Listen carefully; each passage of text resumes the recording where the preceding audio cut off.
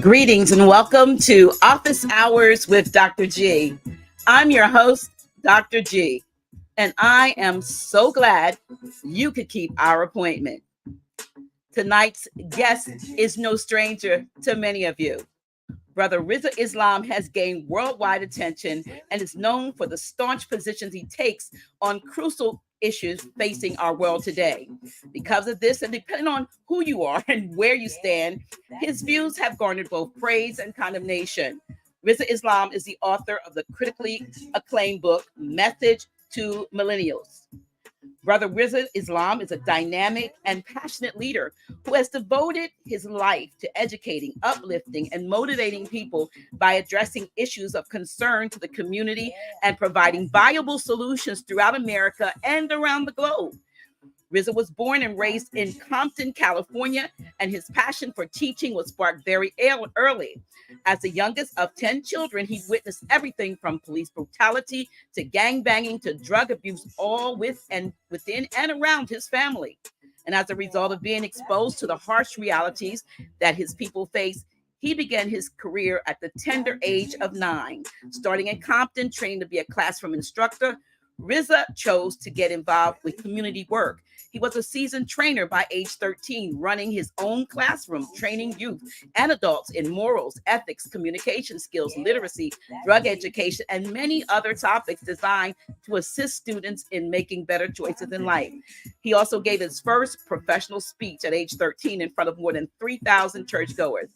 That day, a fresh-faced teenager, he spoke on the importance of becoming educated and learning the proper ways of study.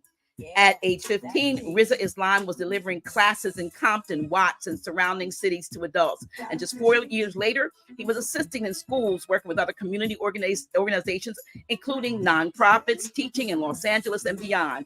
He received great reviews from the students and colleagues alike and was frequently named as the best instructor to work with youth in the inner city. Now, Brother Rizza has received many awards and accolades for his service. In 2010, the mayor and city council of Compton, California, recognized Rizza for his leadership and community work. In 2019, the city of Los Angeles recognized him as a voice of the city. And also in 2019, California Congresswoman Karen Bass gave him an award of congressional recognition for his dedication to activism and research in 2021. And I could go on and on, but I just want to bring this brother on. But I do want to say this about him. I put that you are what is known as a polymath. Has anyone ever said that to you? And you probably know, because you're so intelligent that you know what you are. So for those who don't know what a polymath is, it's a person who has a broad range of skills and knowledge and a variety of subjects. And not only, that broad range of skills and knowledge, but you're able to approach, the problems and the challenges and bring up solutions. And that is you, Brother Rizza Islam. Thank you so much for coming on the platform. Listen, y'all, click that like, click that share, let somebody know it wasn't a hoax. He's really here, y'all. So come on, share. Because Brother Rizza Islam is in the building, so to speak. And we're ready to have a conversation about all of the wonderful things, not only that you have done, but what you are doing. And I didn't say, but I guess I did say it, but you're an entrepreneur, among other things. I mean, you have, we're going to talk about your products and so forth. But I wanted to start out by talking about, it's kind of hard to say the young Rizza Islam, Brother Rizza Islam, because, we just had a conversation. We share solar return. Solar returns. We have the same solar return. And I said, aha, don't know. Can't say that when I was your age that I was doing the things that you're doing. Although for my time, coming in 1955, I was probably ahead of my time for that time. But we're in a different era. And so many young people are coming on the scene and coming in a dynamic fashion. And you seem to be one of the ones that's at the forefront. I mean, there may be others, I don't know about them, but we know about you. So I've seen you on other platforms and heard your story, but for those who may not know, about your background and coming up in Compton, could you share a little bit about that with us so we can just get a feel for what laid the foundation for the great work that you're doing now? Absolutely. The first thing I want to say is, Dr. G, I really appreciate you and I honor you for bringing me on. I know you said you said that this isn't a platform with thousands and millions of followers, but no, wherever the people are, that's where we need to be. So when I saw your name come up, I did know a little about you, and I said, "Oh yeah, I know a little bit about our sister." So absolutely, I would love to be on. So I appreciate you for having your brother on. That's the first thing. Thank you so much. Absolutely. Second thing is, a lot of people don't know. I've mentioned this on a few platforms and in a few interviews. I'm the youngest of 10 children born and raised in Compton, California. Now, when you hear me say that, some people, they still can't see it. They don't really believe that I came from Compton. And, they say, like, what part of Compton? What do you mean? And I was like, because the part of Compton that I came from is called Richland Farms, which means behind every home, you're talking about, the house sits on a half an acre to an acre on average. And behind every house, there are chickens, there are goats, there's horses in this part of Compton. This is the part of Compton where there are farms. People are riding horses up and down the street in Compton. This is how I grew up. All right. So I grew up in a somewhat cowboy type of lifestyle, helping to raise horses, shoveling manure, did all that in the hood. All right. So that's the first thing. Secondly, I'm the youngest of 10, meaning 5 and 5. So it's 5 boys, 5 girls. And my family was involved in everything that you can imagine, from gang banging to drug abuse, to any type of criminality for the most part. Just we went through it.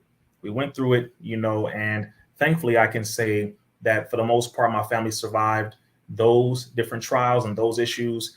And because I was able to see their examples every single time I wanted to go out and do something, I looked and I saw one of my siblings do it and I saw the result. And I said, oh, I can't do that.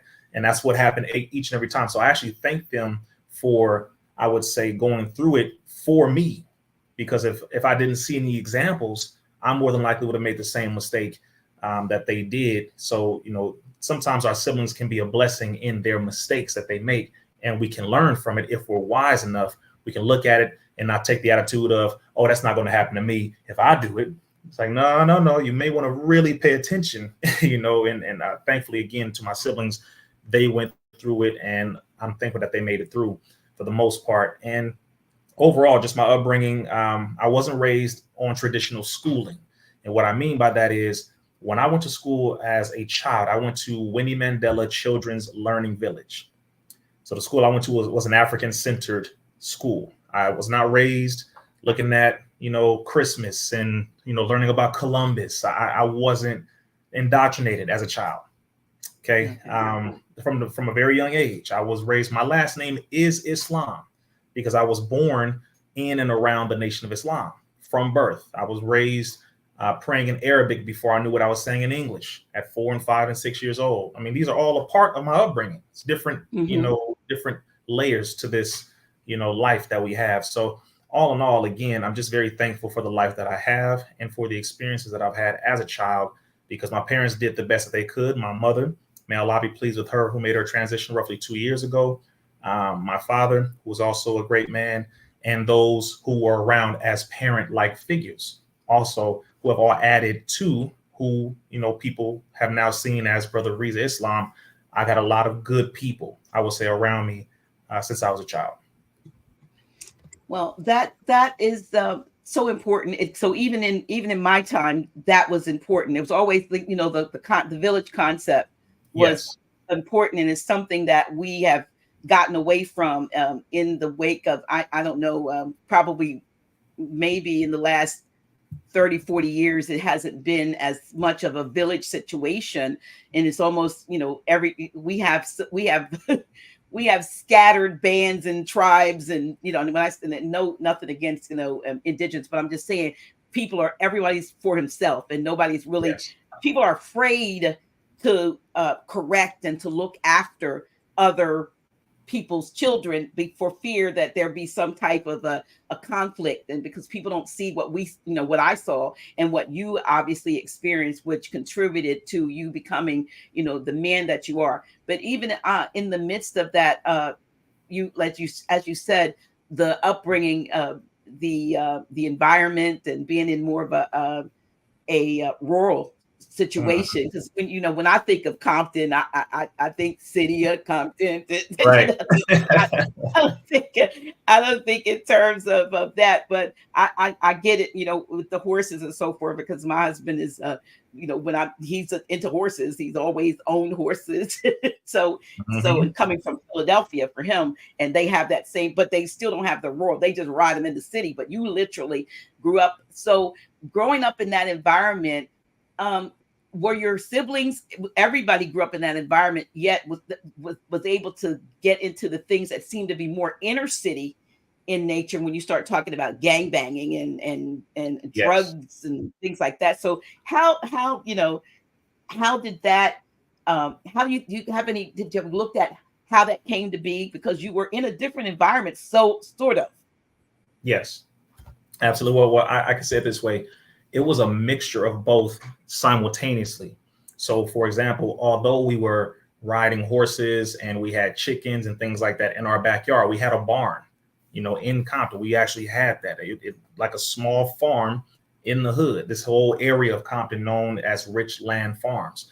And so it would be a very interesting situation. I'll say it this way. Normally, drive-bys, for example, which are horrible, but they would happen. People do it in a car. In Compton, sometimes people would do it on horses. I'm just kind of giving an idea, so you can see how the worlds collide here, where that wasn't necessarily, it didn't necessarily stop certain negative things from happening. They still happen, just the way they happened was unusual, but the drugs were still present. I still saw my brothers being, put into the back of police cars. I was involved in, I would say more so the stealing side of things as a young child. I was encouraged to do those kind of things, go and steal a bike and go steal candy and stuff out of a liquor store. And I was a child. I wasn't even a teenager. So those kinds of things, I would say, not necessarily pressured entirely, but I was influenced to do those things. Yeah. But I saw the other things. We used to go down to Skid Row, for example. My older sister was on crack cocaine for 16 years. Now she made it through, thankfully. She's healthy now. She's been healthy for a very long time. We just spoke yesterday, as a matter of fact. All of my siblings were very tight. And thankfully, she was able to live, because we already know most people don't live through that. But she did. And we used to go down to Skid Row. For anybody who knows what Skid Row is in downtown LA, right? So we used to go and look for my sister. My mother used to put us in the car and we would drive down there. And I'm talking, I'm 6, 7 years old, looking at hell on earth. You're talking about people shooting up drugs right there in front of you on the street, smoking, drinking, doing all this stuff. Hell on earth. If anybody wants to know what it looks like, just streets full of people drugged out, and you're trying to figure out what is happening, what's really happening to them. And again, I'm saying as a child, 5, 6, 7 years old, seeing this. So I was exposed to the horrors of that type of lifestyle at a very young age. So some people can get scared straight. Some people can understand there are things that I'm not trying to do. And I was never the kind of dude who was trying to pretend like I'm hard or something like that. No, I was around it. My family was around it, but I was the youngest. And I saw the horrible side of what can happen if you go all the way. And so that was one of the things that we used to have to do multiple times, was go down to Skid Row to look for my sister and look for other people too. And then eventually later on, I will go down and would be helping to feed the people down on Skid Row as well. But that was something that was burned in my memory as far as how heavy this can really be and how real it is, even though we may have animals and things like that. It may look like that, on the front side, but right behind the house is stuff going on. Right down the street is stuff going on. It's just very, interesting, but it was definitely a part of how I was raised. So how does a 9-year-old begin to put together, formulate in his mind that he is in a position even to make a worldwide, or even like we started on a community wide level, but to make the changes that you did at 9. I think I heard you say at one interview that you had gotten in some trouble once or twice, and maybe that, and again, like you said, you've seen the examples of your siblings, and so you made up in your mind you weren't going to follow that. But how does a 9-year-old make the decisions that you did to do the things that you started to do? It's interesting. I'll say for me with this situation, I got tired of seeing my people going through what they were going through, because it started in my family. So I'm witnessing what is happening in my family, and I'm thinking, if this is how it is in my family, I'm positive that my family is not the only one experiencing this. I'm sure it's not only alcoholics in my family. I'm sure it's not people addicted to crack cocaine only in my family. I'm sure it's not people being abused, going through all these issues, not making any money, going to jail. I'm sure this is not only happening in my family. And this is as a preteen watching this happen. I got tired of it. I got sick of it. And I did have one of these experiences where I was trying to steal from a liquor store right down the street. If anybody, it's right off of a laundry. All right. And this, and I went in this store, hoodie on. All right. 8.5 years old, just trying to stuff candy in there. Again, just being a real ignorant little boy. And right when I'm walking out, the Asian dude comes from behind the counter, grabs my hoodie and shakes it open. All this candy and stuff falls out. They call my mama, because at the time, people knew your parents normally, right? Yes. They either knew your parents or your siblings. They knew somebody who knew you. And I don't know how he got their number either. That's the other crazy part too. So y'all got to be careful because it's different now. But he called them, wouldn't let me go until they came. And one of my siblings did come pick me up. They took a picture of me and they put my picture right up in front of the store. And they said, do not let this little boy in. So that experience scared me straight, not because of him taking the picture or me getting caught, but because when I got home, my mama whooped me, my uncle whooped me, 2 of my brothers whooped me, my auntie whooped me. They said, we're going to whoop you out of jail. We're going to make sure you don't ever go to jail. And it was, I promise you, that was one of the experiences that made me say, okay, stealing might not be my thing.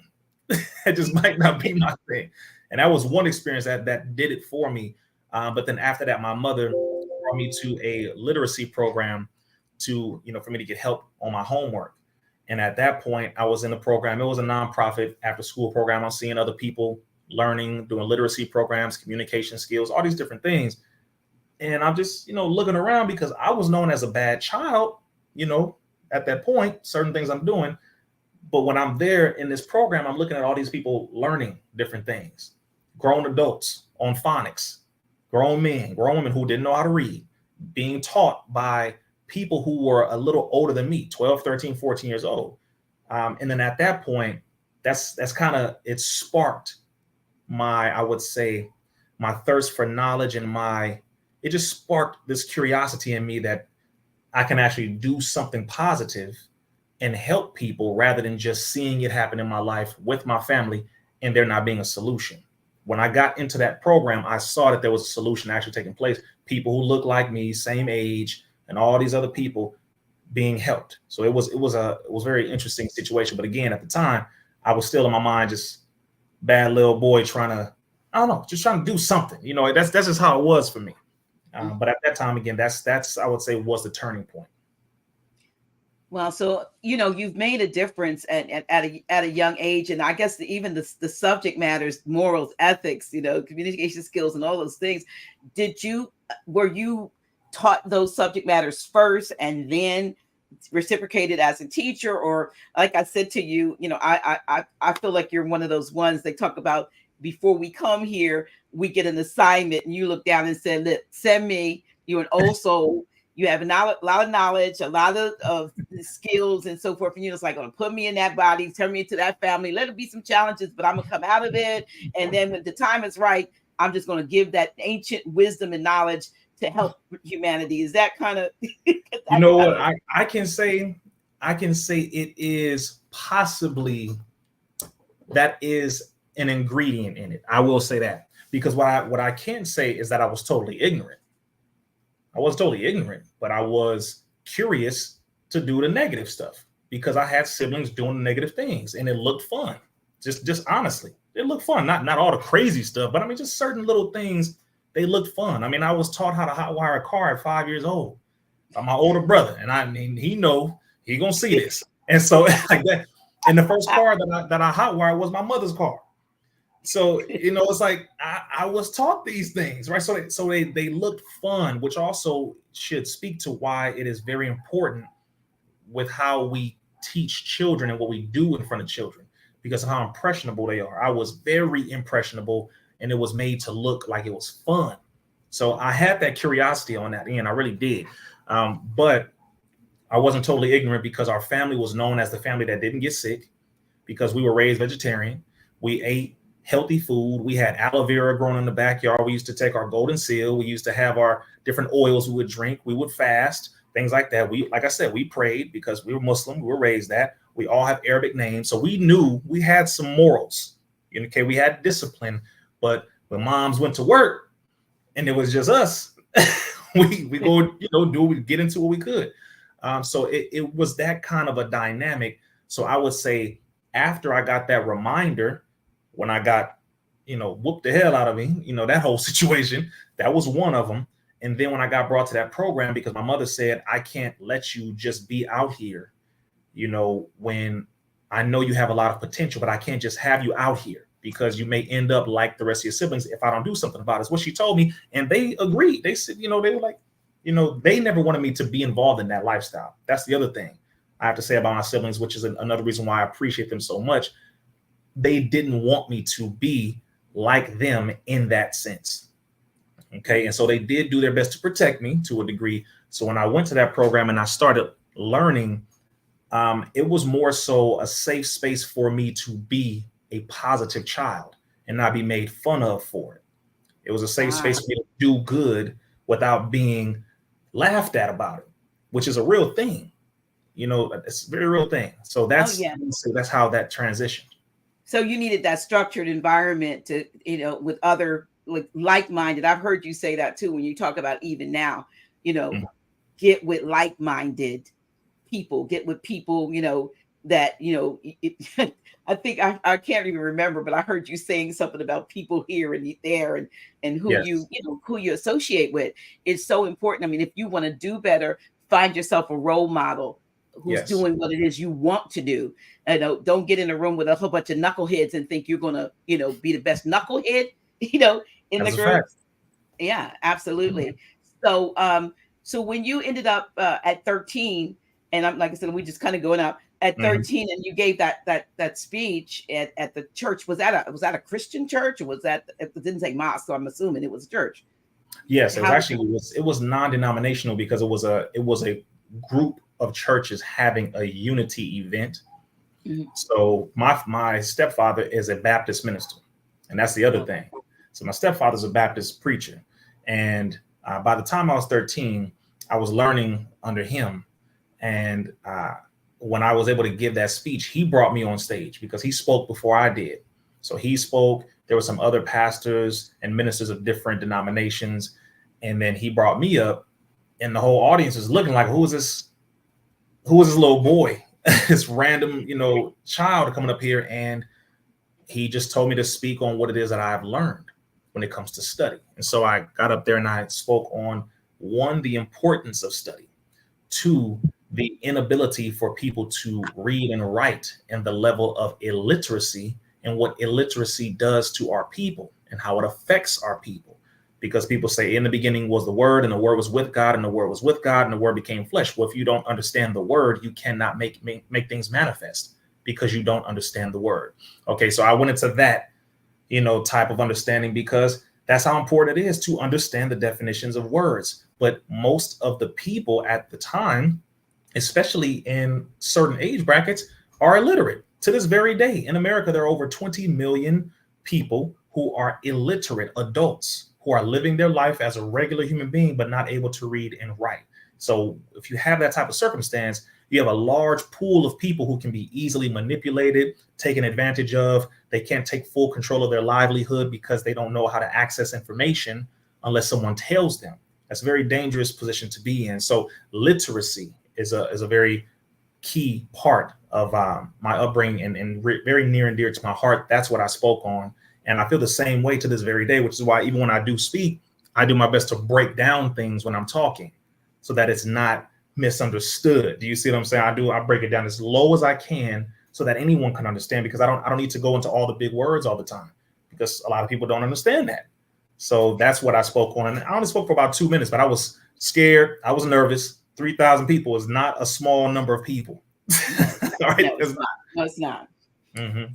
Well, when you talk about words and the meanings, since I've been working, and studying more science and so forth, as I tell you, I work very closely with Grand Sheikh Taj Tariq Bey. He's really big on he says we can't read, and a lot of times people are, yes, I can, but if you don't read with comprehension, if you don't have the ability to go beyond the printed page, a printed word that's printed or what's said, and know the etymology or the etymon or the mother of the word. We have these, words are used to cast spelling words. So we've learned now that most of us have been living under a spell of the words we use against each other and even on ourselves. I mean, what do you think in terms of, words have a different meaning or a literal meaning, and then we, connotative, denotative meanings, and people get tricked up, in life because they don't know what the words mean, or they don't know how to go out and research that etymology to say, oh, no, you're not talking about me when you say that, or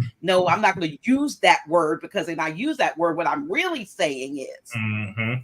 Absolutely. Well, see, that's the beauty of when a person says put things in context, they have no clue, or should I say the average person has no clue of what that truly means. As you said, connotative, denotative, as you said, the derivation or the etymological definition of the word, meaning how the word changed over time during culture periods, etc. The derivation, how it originated and from what language. Does it go back to Latin? Does it go back to Arabic? Does it go back to Aramaic, Hebrew? You have to, when you really get to that point where you're understanding and understanding and overstanding, even when you speak like that, all of these are a part of thoroughly getting the full concept of what a word means. I was saying this to a person when they were asking me a question about law. And I told them, I said, well, in law, there is an entire set of language attached to law. You can say the same word, for example, the word to, T-O, which has over 60 definitions on average, number one. But number two, when you are using the word to, T-O, in the legalese, meaning in the law language, it has a completely different meaning than what you are using it as in everyday speak. So you need to know, which is why a police officer or anyone can tell you, listen, anything you say can and will be used against you in the court of law. What are they telling you? They're saying, know the words you are speaking and know how we use that word in our authority and under our jurisdiction versus how you've been trained to use that word, because you don't know how to speak. And that's why we have to be mindful of learning the languages. Learning all of this is a very, very important thing to do. Again, which is why I do my best, sister. I'm not perfect, but my teacher is the Honorable Minister Louis Farrakhan. I follow the teachings of the Most Honorable Elijah Muhammad, and we are very critical about studying. I'm never the kind of person who thinks I know everything. You will never hear me even come at any type of interview, a person like that. I'm not interested at all. I'm only interested in learning, because there's so much to learn. And if we understand the differences in languages of words, the context, the history, the derivation, the etymology, that's when you can thoroughly put something in context, because you know all the ways it can be used and you can use it as accurately as possible. Yeah, that's a biggie, in terms of, like we said, especially the legalese, and how I've been learning over. I was a pastor, but never realized that the legal arena, so to speak, uses ecclesiastical terms, so that you actually can pick this book up now and look at it from a standpoint of, juristic. It is ecclesiastical. That's what they use. That's what they use there. That's when they say, I pray the court. Like, oh, all the different things, like you have no idea until you get in the situation where, like where I am, and a lot of those who are listening, trying to find after so many years who we really are and what we're really under, and knowing about jurisdiction, and learning about, you know, the birth certificates and the marriage licenses and the bond system and being in bondage, and so many things that people are not privy to because we were never taught those things. No learning when I first learned that the United States was a corporation. Yep. Incorporated in the state, and one of the places that incorporated was right here in Delaware, right? So, but I had no idea that it was, you know, a corporation. And you know, when you find these things out, and you find out that it and say J.C. Penney or Sears that went out of business, they're on the same level, really and truly, when you think of it. And I heard you talk about getting out from under. You said that if you want to do better, if you want to have your land, if you want to have, you know, this, that, and the third, you said, you know, first of all, you've got to move out from under what it is you think is in control of you and become the power. And power can speak to power, but stop acting as subservient and thinking that you're going to get. Am I right? Is that? Yes. That's correct. Oh, you've been studying, you've been watching. Oh, yes. That's a fact. and what I meant, because again, we have become scholars of the problem. We are scholars in the problems affecting our people, affecting the world. We know the history, or should I say, on average, the scholars know the history of the problems. We can break down all the negative aspects of it. We can go into all the problems that we have as a people with each other, the system, the this, the racism, the classism, the sexism, the this. We can do all that all day long. Then some of us can go into the real history about it when it comes to jurisdiction or the slave codes, and then break that down. And some of us can go into, again, the religious side and how they manipulated us there. Once you get through all of that and you realize that a free human being in America is a landowner, that's in their actual legal terminology when they were talking about a free man. A free man at the time was a Caucasian male landowner. Women were not considered to be free, nor were we as Black folks. And when you say Black folks, of course, we know how they manipulated it in the Black Laws Dictionary. But long before the Caucasian existed, we used the word Black. So when I say Black, I'm not talking about how they took it, manipulated it, put it into law, and then enslaved us in a law circumstance with that word. That's not what I'm referring to. I'm referring to Black as in the origin, as in Black, as in triple darkness, from where the people came from, the original people, that type, from the triple darkness of the universe, the womb, etc. But a landowner is what you can refer to as a free being, a free human being.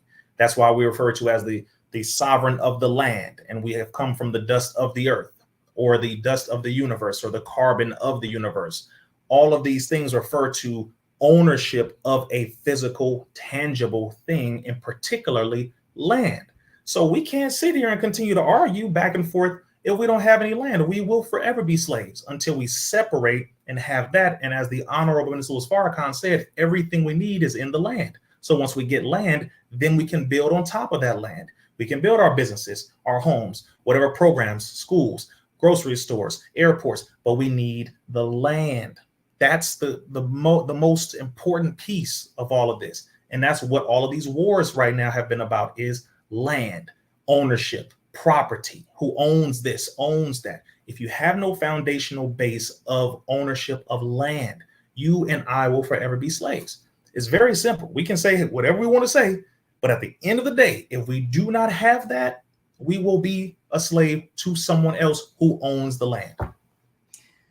So as a solution-oriented man, yes, how do you see going about that? I mean, there are a lot of things happening. People are, you know, claiming their indigenous Aboriginal sovereignty and whatever, and staking claim on certain areas, or people, even when you call yourself purchasing land, you find out that you're a tenant in the land. I know it is if you purchase a property, a house, if there's a house on the property, when you look at your deed, you're a tenant.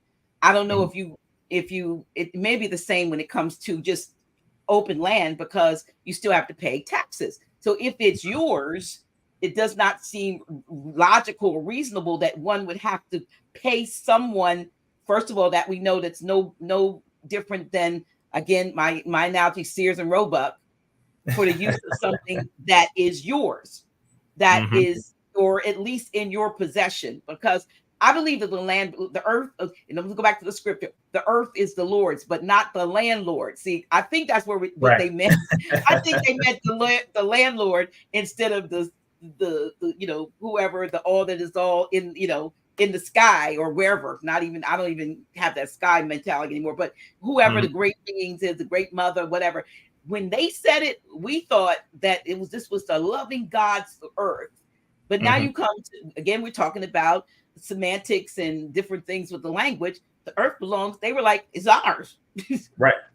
And all that dwells within it's ours, and everything on top of it is ours, everything inside of it is ours, meaning the minerals and so forth and so forth. And that's what they meant.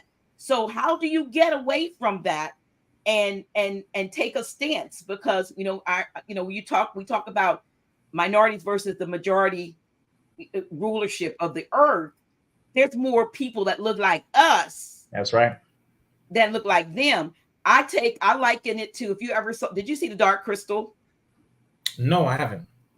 I would recommend that Jim Henson's Muppet Peak. It's two versions. They did an older movie called The Dark Crystal, and then about 5-6 years ago they came out with a Netflix like maybe I don't know how many segment session called The Dark. It was a remake of The Dark Crystal, and it were these two sets of beings, the Gelfins and the Skeksis, and the Skeksis would be like them, right? And they were big oafs. It wasn't a lot of them, but they held sway and power over the Gelfins, who didn't all look alike, but they were under a queen who was beholden to the Skeksis, and they were divided, and they were being, some were in Middle Earth, some were here, whatever. But the bottom line is, it was a lot more them than it was of the Skeksis.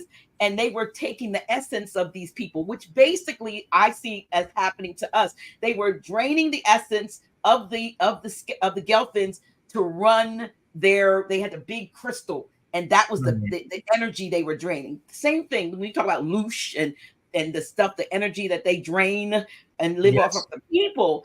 It was happening in this, and it wasn't until the Gelfins, who, like I said, they didn't look alike. They were all under subjection to these Skeksis until they realized that if they band together, that they could overcome and overpower and whatever. They were under subjection until they did that. And when I saw it, I said, "This is us and them." It's a classic case of us and them in a fantasy type, but really this is what's going on.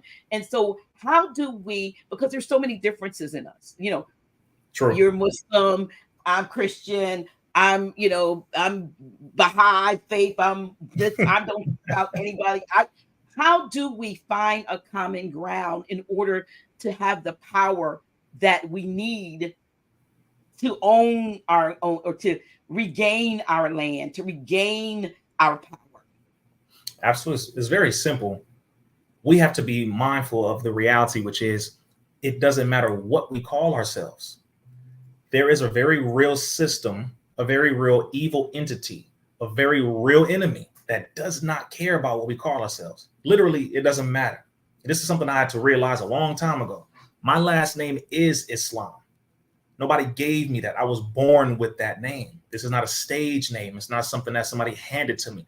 Literally, I was born with that last name. Okay, so if that's what I'm born with, that comes with a certain level of things. It comes with certain issues. It comes with certain beauty and privileges and blessings as well. This is something that I've had to deal with. I have been pulled over by the police before. I've been attacked by the police before. Not once did they ask me my religion.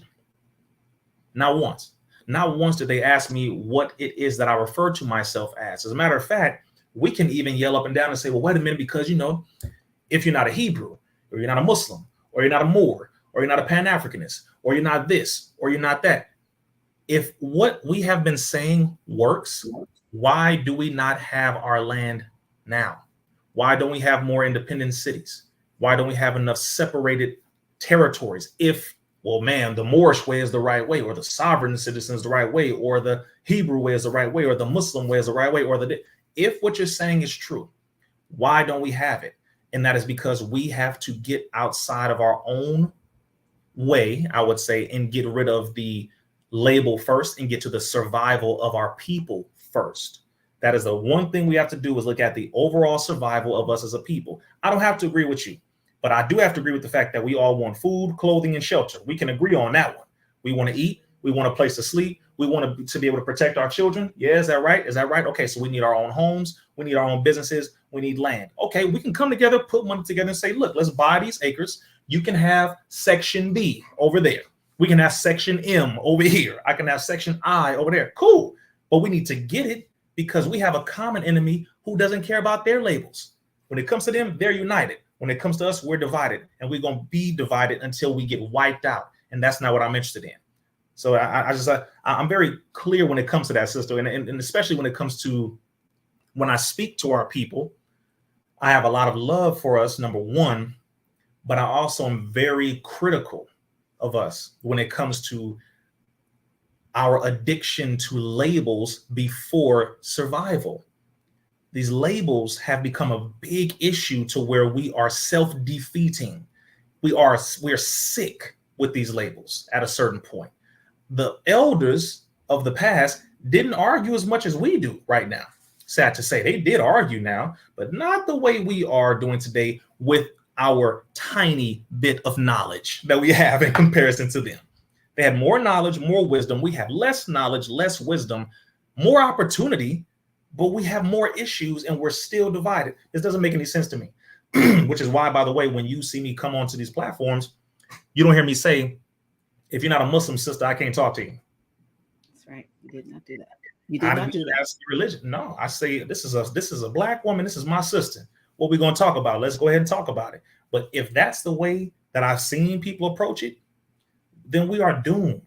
That's it. I'll just end that point by saying this. The Honorable Minister Louis Farrakhan said, all religion has failed. All religion has failed. And he even said after that we must argue over religion after we are free. That's it at this point. And I completely agree, because I'm not interested in pushing somebody into what I believe. But when it comes to this system, I know what this system does. I am absolutely against how they operate. They do not like me. I'm talking about from the White House.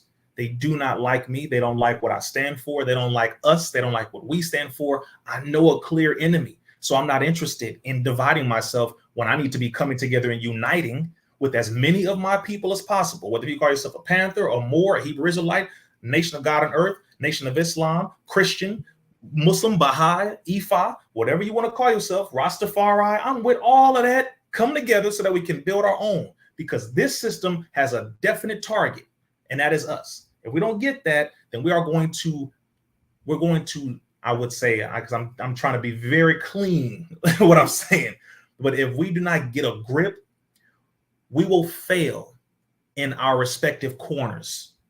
We will fail, sister, and I'm not interested in failing as a people anymore. We need to learn from what the hell happened in the past so that we do not duplicate it in the future. Well, yeah, I agree with you from a standpoint of the disunity that is amongst, us as a people and the things that are being used. And again, I believe that they are amplified in the media, in the social media space, so that it becomes as divisive and divisive as it is. It is purposely done. It is not by incident or accident, and folks don't know when they're being. Now, some may be, put in to actually do what they're doing.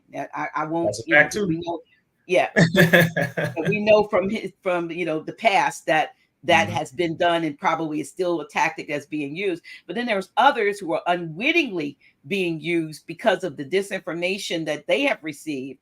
And I think it's so interesting when I looked at and read. When I was trying to get your bio information, I was waiting for a while. So I was told, I think Jessica Funia said, well, they said something about Wikipedia is not the place. Wikipedia? No. Wikipedia is not the place to get information about you or people or someone like you, especially not you, because they No. have their, you'll see one interesting thing out there when your birth date was, and then after that it was like a whole this Great. happened, and so it was a bunch of disinformation. So but I don't know where we're going to get to a place, and I deal with in the Moorish community, there's so many people. There are ones that are against me. They get mad at me because I have a platform that brings all people on. Yeah. It's because I know it takes all of us, if you will, it's going to take all of us working together to overcome, as you said, our common enemy. Well, you know what? Can I mention something on that, sister? Sure. Not my apologies, not to cut you off at all. No, go ahead. When it comes to this, I'm 34. I just turned 34 in March, right? Of this solar return. It is very disappointing to see those who I began to learn from as a child fail to live up to their own words of bringing our people together. My elders, I'm watching them from all of the so-called conscious communities, all the knowledge that you have. Here I am, a young brother, learning from all of you. I'm now 34, and I'm witnessing the fact that none of you can get together to agree on doing something for ourselves, building our own everything, and separating from the system. But we're very scholarly in our razor sharp disagreement with each other and attack of one another. The elders may not realize now at this point, this generation is not listening to y'all for the most part, because you're not demonstrating what you claim you know. This enemy is organized. He is strategic. He's executing his plans, his goals, his policies, his purposes, his plans. He's on time. He's early. He has an A team and a B team. He's working 24/7, 365 to do what he does. Very successful at doing it. No ifs, ands, or buts, and no damn doubts. But when it comes to our people, we want to have debate.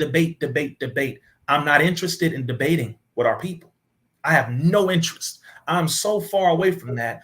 All I'm interested in is building. If you're not interested in building, then you can go and argue in an old bookstore down the street and yell at the wall all day. I'm not doing the same thing that a lot of our people have done. It is an embarrassment, sister. And I'm saying it this way because this is a side of your brother that I want you to know about. We have literally watched this. We've watched the VHS tapes. We've watched the old interviews. We've watched the old debates on YouTube now. We've watched it. We've seen it. And where have we gotten? It is an embarrassment. We're not representing Christ. We're not representing Prophet Noble Drew Ali. We're not representing Musa or Moses. We're not representing who we think we're representing. We're not representing Allah, God, Jehovah, the Most High. We're not. We're representing our own vanity and our own ego. And it's evident because we ain't making no damn progress. I'm not interested in that. If you are interested in building, that's what I'm interested in. But if you're interested in arguing and saying, Rizza, you shouldn't follow Farrakhan, or I don't agree with this, I frankly don't give a damn. You can miss me with that. I'm 34. I'm about 6'6", 250. Try to tell me to stop building. Try it. All you got to do is you keep moving on where you want to move to. But when it comes to our people who are like-minded, whether if you are Christian, Muslim, Hebrew Israelite, Moor, Pan-Africanist, Rastafari, whatever it is, if you are interested in building, then I am your brother, and that's all I care about. Anything else, you can miss me with it. I just wanted to put that on record, sister. And I'm glad you did, and because that's what's most important. That is 100%. Like I said, I'm beyond the point of what do you call it, the flack, and they make videos about me, and I'll be like, I don't really give a damn. I don't even want to see them. I hear about them. Tell me, as that they said in the movie The Wiz, don't nobody bring me no bad news. I would tell that's them, right. If somebody put a video out about House of Reawakening Minds, a Dr. Jesus sellout and all that, keep it. As you say, miss me with that. Right. I feel the same way, because I am about, at the end of the day, I know that I've been here on more than a few occasions, and I've been more than a few entities as I've come. So I bring back, like I believe you and others, we bring back with us the collective experiences of our incarnations, and we're helping not just what happened then and what's going on, but what's in the future. It's all happening at one time, and it's important. Yes. It is so important that we stay in, like, the reason why now every time I come in, I have that heart behind me because I'm trying to stay heart-centered. Beautiful. The reason why you see that heart background is because I feel the dark sometimes. I feel the negative energies of, folks think they're going to tell me who to have on or what the subject matter is. And my thing is, watch it or don't. You don't have to. You're not going to like every one or every topic that comes on here, but you're also not going to dictate who comes on the platform. Come on. So I'm about, like you said, I'm about building, and they know, and I'm also about blocking. You know what I mean? Yeah. When your energy becomes too unbearably negative, I just block you. And some folks, might have been on this channel for a long time watching, but when you get off the path, my thing is respect. Like I'm saying right now, respect the chat, respect each other, and respect our presenters, our guests, whoever is on here, giving the knowledge. And I respect you. I am not in the Nation of Islam, but I have nothing against the Nation of Islam. It's just like if I was non-denominational when I was pastor. I had nothing to do with nothing against a Baptist or a Pentecostal or whatever. We all in this thing together, and that's right. That's the way it is. And we got to find our common ground. That's I keep saying that. Y'all, they've heard me more lately saying it. We got to find our common ground, and build from that. All that other stuff is interference that's been lobbed in to create division and chaos. And they want to come in on a white horse and give us some BLMs and things like that. No, nothing that they do is ever a real solution. That's right. So we're gonna get off of that because I can come on. I'm going down from that because I want to talk about some current. I heard you addressing the migrant issue, and you were talking about the numbers that were coming in and your theory of why so many migrants and of certain ages are coming in. Can we talk a little bit about that? Because that affects us all. Absolutely. That's another reason why our unity is imperative and really timely. It's a time circumstance. See, division has an expiration date, and we're not paying attention to that. The goal that I believe is for us to be replaced, because we are the people in this nation who really have nowhere else to go because we belong here. This is our land. We have worked here. Our ancestors, a chunk of our ancestors have worked to build this. So this is ours, right? But the reality is, because you have a government that has dealt so much evil and wickedness to us on a consistent basis, they're trying to figure out, okay, well, these people, and now it's not just Black folks, not just us, but we are the number one target still. But now they're thinking we have literally lied to the majority of our citizens in this nation. Let's just say within the last 3.5 to 4 years during the quote unquote pandemic circumstance, they have done so much damage to the little trust that they had left to their own citizenry, to where they know Black, white, and all in between, for the most part, do not trust this government. They don't trust anything that they say now. The last 3.5 to 4 years was the biggest mind control circumstance in probably the last 50 years. And I'm saying even bigger, far bigger than 9/11, because 9/11 was not anywhere near as severe as what this did. And you're talking about over 5 billion people who were experimented on with that shot, another side of the topic. But my point is, with this circumstance, they're thinking these people don't trust us.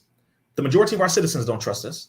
The numbers of recruitment in the military have dropped tremendously.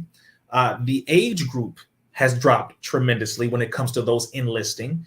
Now they're pushing a large amount of their resources toward funding the pilotless drones, to where they can just have computerized drones or everything. Why? Because they do not have as many people ready and willing to fight for this country after people have realized how much they've been lied to, where the money's going. Is it really democracy, or are we going and invading nations to take their gold, their oil, their land, to issue coups, to assassinate leaders because they did not agree with our world dominating agenda and our plan? They don't agree with the World Health Organization. They don't agree with the FBI, the CIA. They don't agree with our president. They don't agree with none of this. So what do we need? We need a group of people who believe in the quote unquote American dream, right? Good old American dream. We need a group of people who can come in here, who will do what we say, who will take whatever it is that we offer them, who will be loyal to us because they believe they have been given a blessing of coming to this land. We are going to give them a little bit of money. We're going to give them a place to stay. We're going to give them these amenities so that they feel like, wow, the land of the free, the home of the brave, America. And once we get their loyalty after a few months, then we're going to push the good old the push for war, which I believe is happening, not just from my belief, but from history, from the current circumstance, from what the Honorable Minister Louis Farrakhan has been warning us about for decades, and the Most Honorable Elijah Muhammad before him, and the scholars as well alongside both. I see that as the primary circumstance. And again, I say that because when has America ever been so interested in giving away so much money, land, and resources to people who just got here by the tens of thousands? I'm talking about people who are pouring into. Now, again, people can say, well, Rizza, what about, so you feel that way about people coming in across the border? I don't think you have to really think about this. America is roughly over 332 million people already, 332 million. We are less than 14% of the quote unquote population in America currently, just in America currently. If the majority of us are now willing to join the armed forces, any kind of the military, that's a large chunk of people who the U.S. cannot use to fight her wars. So she has to replace those numbers. Okay, where's she going to get them from? Where are they going to come from? We need some people to come on in, recruit those people, forget Black folks, take the resources from them, take the resources away from those schools, the money from those schools, the money from any of the plans and programs, which is, by the way, what they're doing, taking all this money away from the programs that are needed for the homeless, for the people dealing with drug issues. All of that money they're taking away, and they're giving it to people who just got here last week. And I do not believe that America gives things to people like that, but they do invest things like that. So I believe it's an investment for a new amount of people to join the military to then fight in this war that has now been activated. That's my assessment from what I believe. Now, again, we will see if that's the reality. But at this point, that's what I see, because we're not joining this military. And again, even a large number of white folks are not joining this military. They're not. They have been saying it all over the place. And a lot of current people in the military are leaving because during the so-called pandemic, also, a lot of them were experimented on. They were forced to do things that they didn't agree with. And they said, I can't stand for this because this is not the nation that I dedicated my heart to and that I gave my life for and that I declare my loyalty to. It's not representing what it says it's supposed to be representing. So there's a whole lot, sister. There's a lot that I can go into about that, but that's personally what I believe is going on. Well, yeah, that is sad. I mean, it didn't occur to me initially that may be the reason, but it's like you said, they don't do anything for nothing. There's always an agenda. And so if in fact, like I said, those who are here are not enlisting or not re-enlisting and not pledging their allegiance as it was in the past, then they will have to make sure that their military might is like built up, because I understand that China has more in their far more in their military. Not only do they have far more in their military, they're probably more militarily ready and trained and than folks that are been in the. I mean, I was in the Army and I know Come on. Okay. Well, what's okay? All right. Since you brought that up, you have BRICS. You have BRICS: Brazil, Russia, India, China, South Africa. Now they've added the United Arab Emirates, Saudi Arabia, and other nations. The United States currency, the current fiat paper dollar that is virtually meaningless and worthless and is heavily inflated and is backed by virtually nothing. It's backed by the military for the most part and backed by maybe a few other strategic things.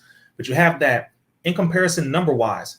The United States has less than, I believe, 1.6, less than 1,600,000 active military soldiers, right? When it comes to ready to fight, etc., according to their statistics. China has roughly 2 million. And also in comparison to the overall culture, the overall health status, the overall loyalty to nationhood and protection of your nation, the average Chinese person is a little more dedicated, I would say, to fighting for their nation. Now, this is, again, people can get mad if they want to. That is the absolute fact. When I went to China, to make this clear, when I went to China years ago, I believe it was in 2012, I was training in martial arts, and I was brought to go meet with some of these young monks, or Shaolin monks in particular. These 14-year-old boys, all looking like Bruce Lee. I'm not being stereotypical, but they all looked, I'm talking about physically, and they were training in katas. They were doing demonstrations of their discipline in martial arts. It was so striking to me because the average 14-year-old in America is on video games, eating candy and all that nonsense. And you have a lot of them in sports, but the average one right now, the obesity rate right now, the terrible level of diabetes and asthma and all these issues for the average 14-year-old in America in comparison to that of China, it's a striking analysis that we should be honest about when we're looking at it. So when it comes to the active military on both ends, China has roughly in excess of 400,000 more than the United States. That's just per numbers. And then, of course, when you're looking at the combined might of Russia, India, South Africa, Brazil, all of this, their goal is to overtake the world with new currency, new policy, a new level of authority. That's their goal. And it is to take over the West influence in the world, the dollar, etc. This is a very real circumstance. It is happening. So when people start, again, trying to argue back and forth over nonsense, that's where my mind is, which is the world is changing. It really is going in the direction that our scholars have been talking about for years. They've been saying this. The Most Honorable Elijah Muhammad said it in this book, The Fall of America. He said it in this book long time ago. He talked about how the dollar will go down, and once the dollar goes down, the government's going to go down behind the dollar. He said that word for word in this book. And we have other scholars who have been talking about it. We have a lot of this is not new, is my point. We have been forewarned about this for decades, and now it's here. So we just have to be a little more realistic about what we're going to do. And again, why I keep saying we should separate and make sure we build our own everything. Just in case this stuff falls, we want to have something to fall back on. I do have couple of questions that relate to what we're talking about. Empress Light to Jerry Bay, it's one of our Moorish empresses and leaders. And the first thing she said was, what would you say about getting rid of the U.S. debt notes and what the results would be? And then she goes on, which you kind of addressed too. But then she talks about the Moors have public money of our own. It's the dolarium. What do you say to create, if they've already created a form of currency, getting that into circulation and being accepted is probably the larger, because I'm not sure if it's backed by gold or whether it's backed by silver, but how does one, without the aid of the so-called government, how does a nation get their currency in circulation and accept it? Absolutely. Well, first thing is, to the first part of your question, dealing with whether that currency is backed by gold or not, the most universal currency now. I said backed by gold. Okay. Right. Okay. Yeah, I was going to say that's the number one. Outside of food and water, which are also currencies, which everyone during a collapse of a nation, the barter system returns, and you start to see food and water become the most precious commodities, that like it is in prison right now. You see dudes trading, a jelly pack for some noodles, a jelly, peanut butter and jelly, and maybe a boiled egg for a cup of noodles. Okay, for example, and it's very real. They're like, nah, trade me one of that for that. It's like that. Those are commodities. Then from there, of course, you have gold. When it comes to the precious metals, the most universal physical currency, which would be gold, more than silver, more than palladium, more than platinum, more than those is gold. And that is universal across the planet. You have to have something that backs it. So you have to have the wealth of your nation, the precious valuable of your nation, whether it's diamonds, whether if it's some kind of food export, whether if it's oil, whether if it's gold, whatever it is, you have to establish that is something to then back your currency. Then you have the note, which represents the amount or value of that thing. So you have the note and whatever you put on that note. As we see, Our money is basically baseball cards with slave owners on them. Okay, that's what ours is in the U.S. currency. Okay, so you have that. So you establish what that will be, whose face it will be, if there will be a face, if it's going to be a symbol that we all, look up to, appreciate, etc. Then you have to get it circulated. The reality is the currency that the sister brought up that the Moors have. I know the answer to this question, but I'm going to ask this question. Do all of the Moors use that currency right now? And if all of them don't use it, then of course, the rest of the world and the United States, of course, won't be using it. See, if you are dedicated to circulating something, that means you push it out, you use it. It's a part of your daily habit, your daily life. The same way we drink water, the same way we exercise, we have to be seen using this thing. There are some people right now who do not use the paper fiat currency. They only buy things with silver coins. You have some who only buy things with gold coins, collectible gold coins. Right now, it's over $1,000 for one of those collectible gold coins. You have some people who only use certain forms of currency.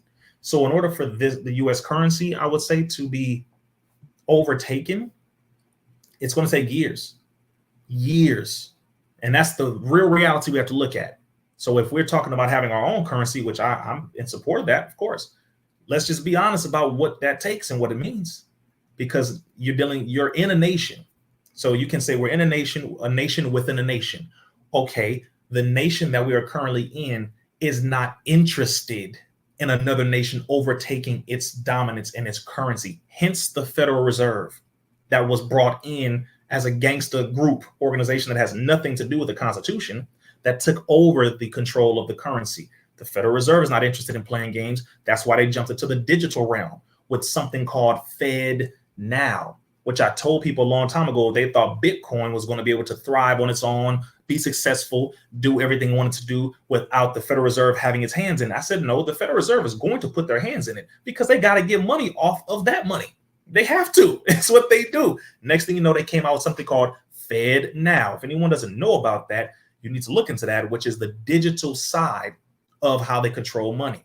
So now they're trying to overtake the Bitcoin market because they're like, no, we're going to get our money off of that. We're going to regulate that. We have to have dominance and control. So at the end of the day, sister, when it comes to us being independent, if we start using our own things and we do it amongst each other, then that's beautiful. But we have to become united in order for that to be a real reality. We can talk about it, that's one thing, but we have to actually make it happen. If the Moors are doing that, that's beautiful.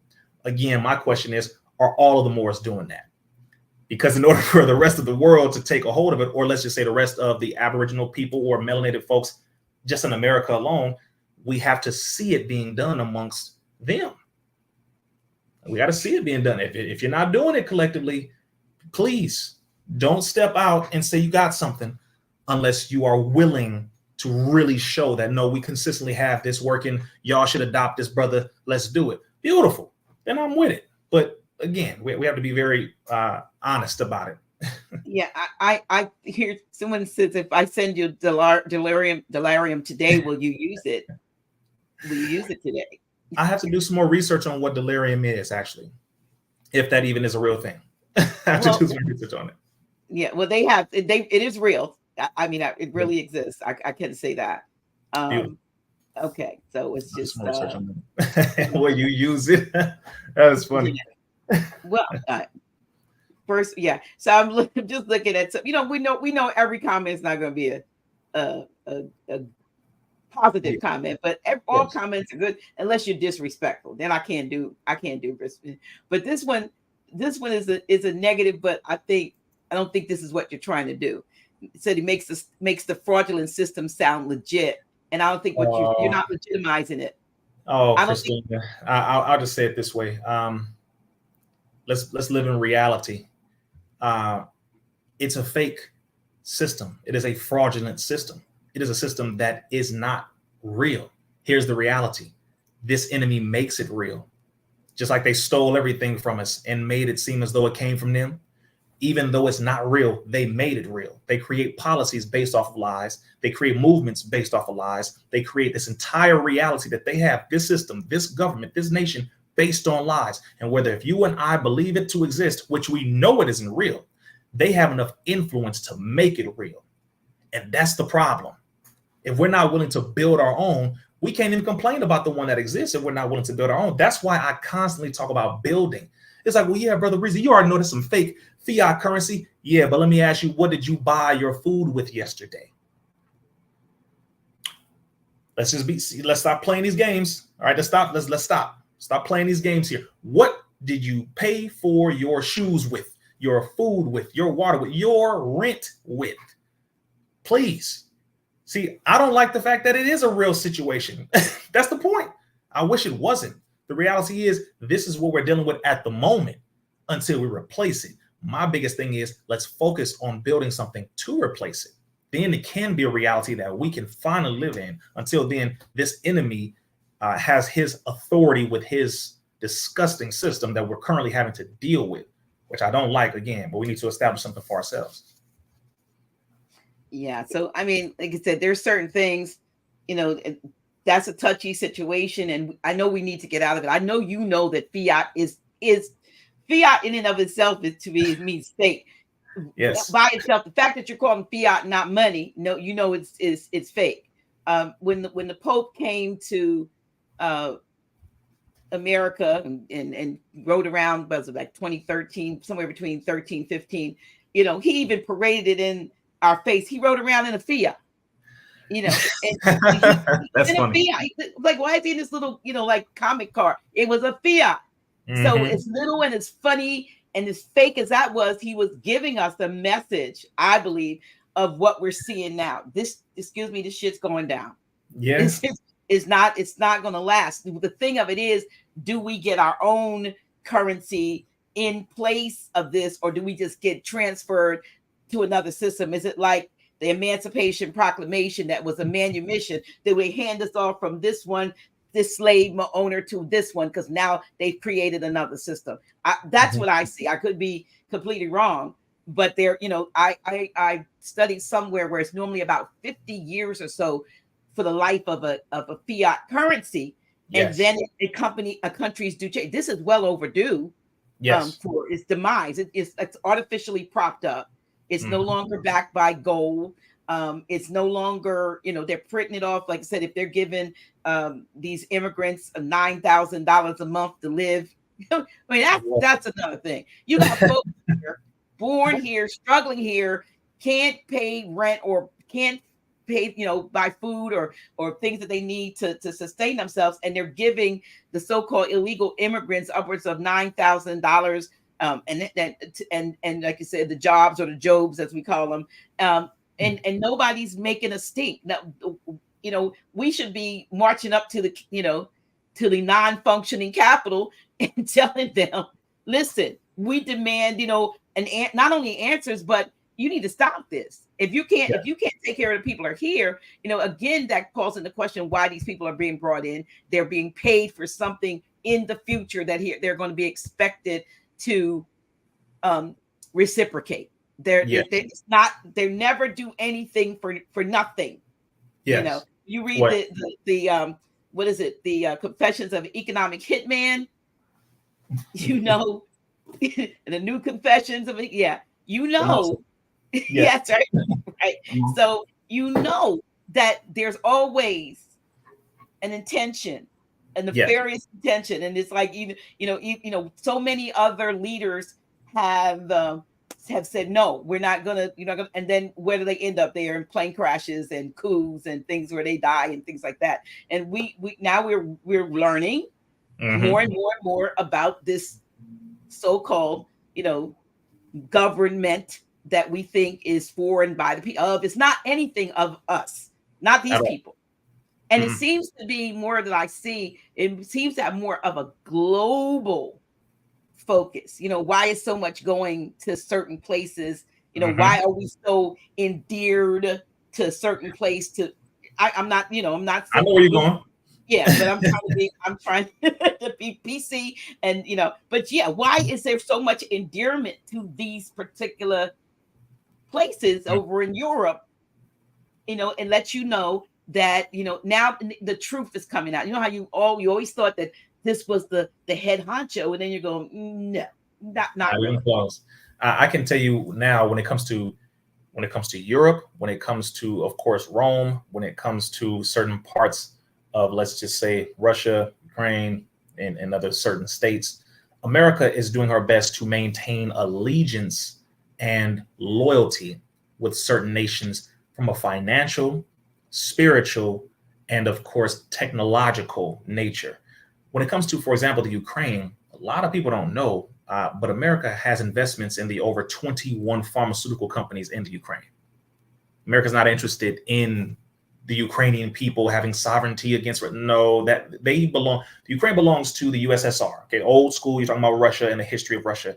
That is a Russian fight that America has no place being in. Number one, but they're involved because they have investments in the over 21 pharmaceutical companies there. Anthony Fauci has investments in the pharmaceutical companies there. It is a lot of money that they will lose if they don't protect it. That's why they sent weapons over. That's why they sent money on top of money on top of money. It's an investment they are fighting to protect. That is a bigger part of this that most people had no clue about, that I had to bring out at a presentation I did about 5 months ago. And then again on Marcus Garvey's solar return, I did that presentation as well. But that, along with different nations in Europe, they are fighting to maintain the loyalty and allegiance and really a hand-in-hand protection, washing each other's hands circumstance. There's a lot of sick stuff that is taking place between governments that, as you said, is now being exposed. But people have to be mindful that, yes, America's not the top. No, the president, we should know, we already know, is the figurehead. He's the post turtle. He doesn't run nothing. You have to look at the pharmaceutical companies, then beyond, then you have to look at the international bankers, then you have to look at the world powers between the international bankers, between Europe, Russia, the so-called Middle East, those who are dominating Africa when it comes to their leadership as well, primarily coming from Europe and other parts of the world. You have to look at that to really get exactly how serious this really is. And again, we can try to have all these back and forth, arguments, but the reality is, sister, the majority of people don't even have the ability to think on this level of things. They don't. They're not even comfortable to think of it, because it's easier to argue over a label and say, well, if he ain't a Moor, if he's using the word black, or if he's a Muslim, or if he or she is a Hebrew, or if they are a Christian, or if they are this, if they are that, we shouldn't listen, we shouldn't hear. You can say whatever the hell you want to say. The reality is, the world you live in is going in a very particular direction. I don't care what label you use. Neither does this enemy. The reality that we're dealing with is very real. Handle your house, handle your family, take care of your business, build independence, and find a way to separate from this system. Whatever you want to do when it comes to being sovereign, or declaring nationality, or declaring that you are a child of God, or you are a descendant of the soil, right? Whatever you want to call yourself, say whatever you want to say. But until you just get free. Because again, the reality is, if you don't have no power, and it's not just in a piece of paper, it's not in what we wear on our affairs, or the bow tie, or the straight tie, or the suit, or the locks, so that it's not in that. Got to get that through our head right now. And I say this in person to every single one of our people in the so-called conscious community, because we're weak. We are comfortable being mediocre and just hiding behind a label and don't want to do no real work.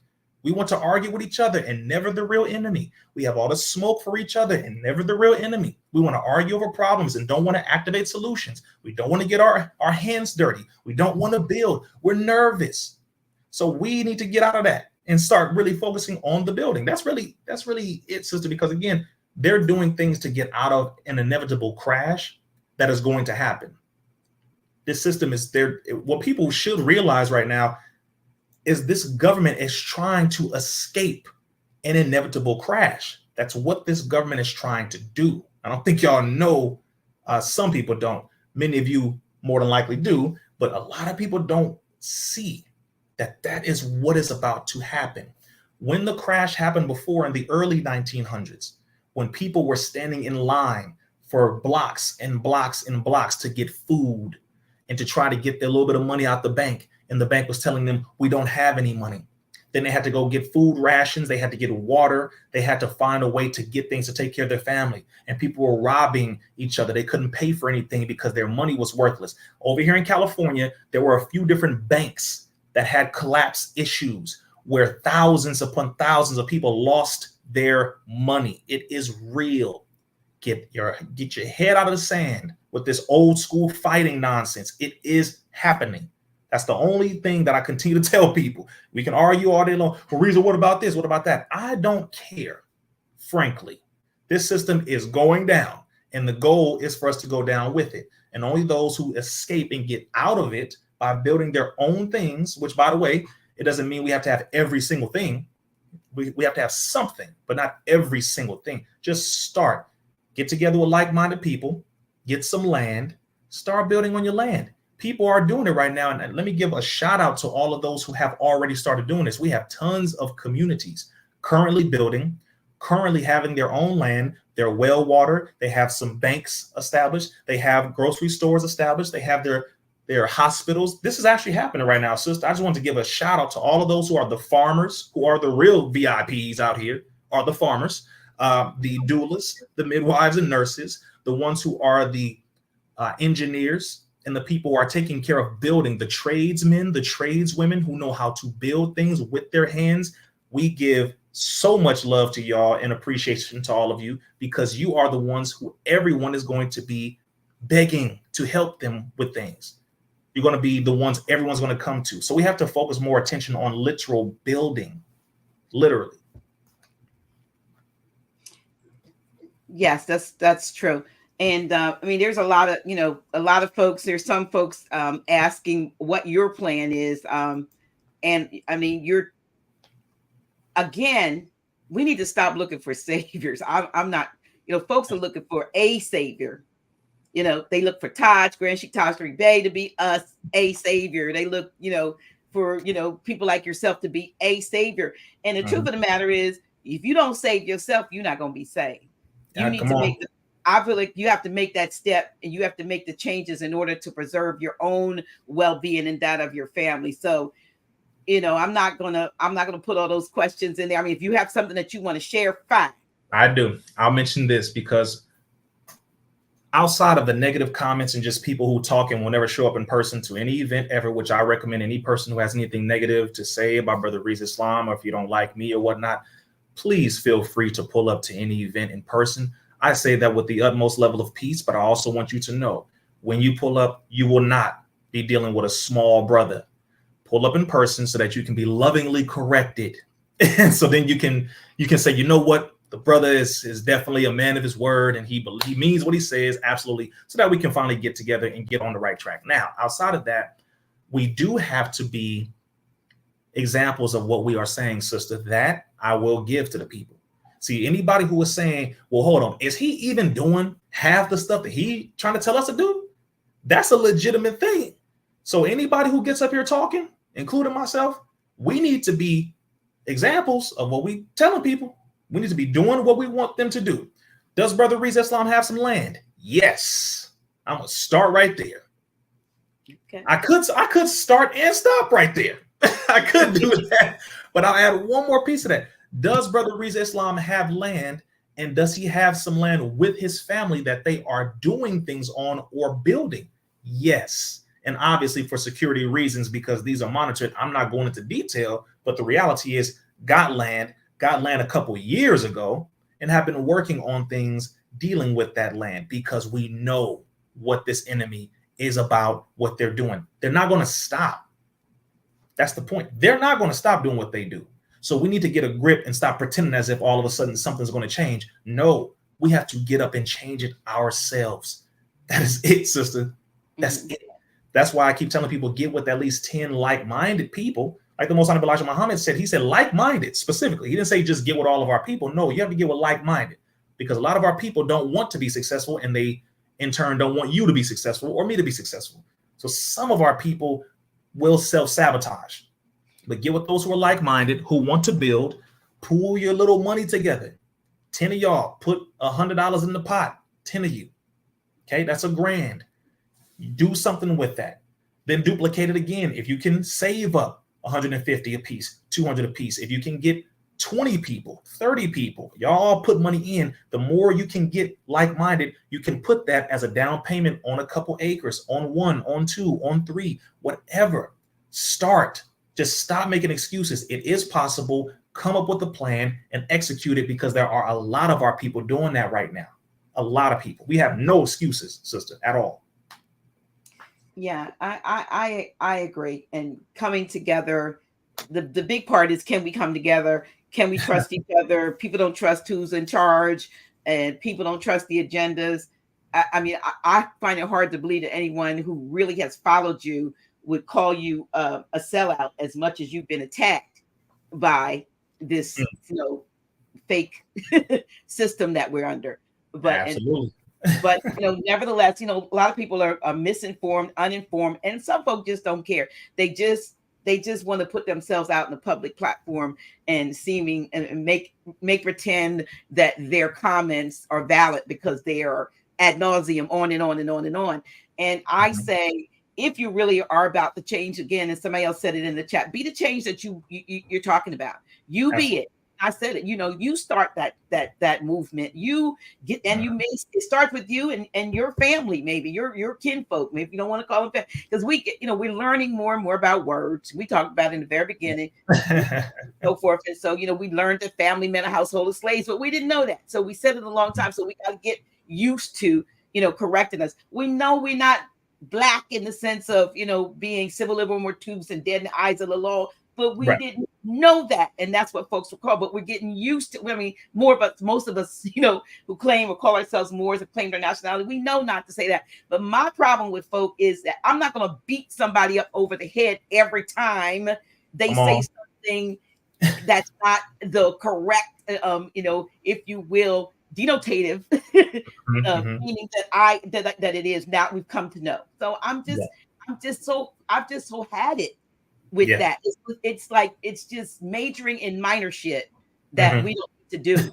We really don't. And Dr. G don't curse much, but every now and then, I need y'all to see the other side of me, because I'm somebody's great grandmama, and I'm still out here like Grand Sheik, Taj Tariq Bey, on the battlefield. You know what I mean? Because it is important.